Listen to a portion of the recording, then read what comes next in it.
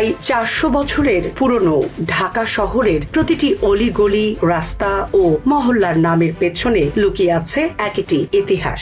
সময়ের পরিবর্তন, ভাষার বিবর্তন, মানুষের মুখের উচ্চারণ কিংবা বিভিন্ন ঐতিহাসিক ঘটনার কারণে রাজধানীর অনেক এলাকার নাম বদলে গেছে। তবে সেই পরিবর্তিত নামগুলো আজও বহন করে চলেছে অতীতের নানা স্মৃতি।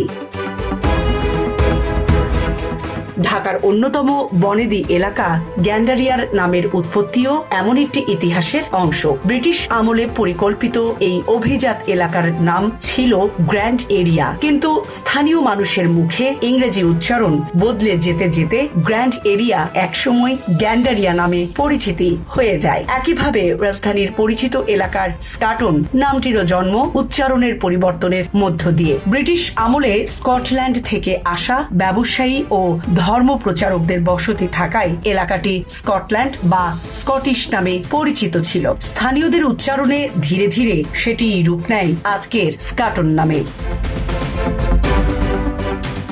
রাজধানীর ব্যস্ততম এলাকা ফার্মগেট, এর নামও এসেছে ব্রিটিশ আমলের একটি কৃষি গবেষণা খামার থেকে। সে সময় সেখানে একটি বড় কৃষি ফার্ম ছিল। সেই ফার্মের প্রবেশ পথ বা গেট থেকেই ধীরে ধীরে এলাকার নাম হয়ে যায় ফার্মগেট। অন্যদিকে সচিবালয়ের পাশের তোপখানা রোড বহন করছে মোগল আমলের সামরিক ইতিহাস। সে সময় এই এলাকায় কামান বা তোপ ও বারুদ সংরক্ষণ করা হতো। বহু শতাব্দী পেরিয়ে গেলেও সেই স্মৃতি ধরে রেখেছে তোপখানা নামটি।